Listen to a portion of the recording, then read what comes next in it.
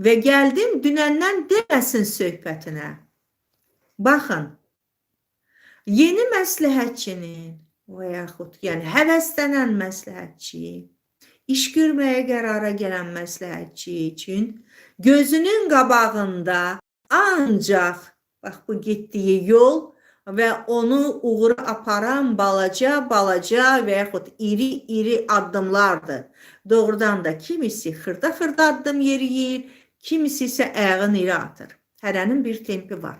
Önəmli olan budur ki, sağa sola yox, dümdüz istədiyin doğru gedəsən. Eyb yox. Kimi asta gəl çatar, kimi tez çatar.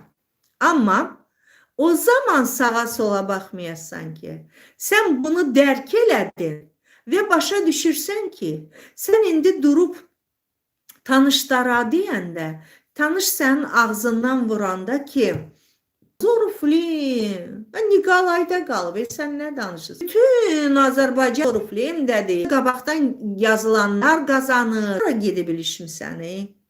Və təkcə özü qoşulmayacaq, həm də sənə həvəsdən salmaq istəyəcək.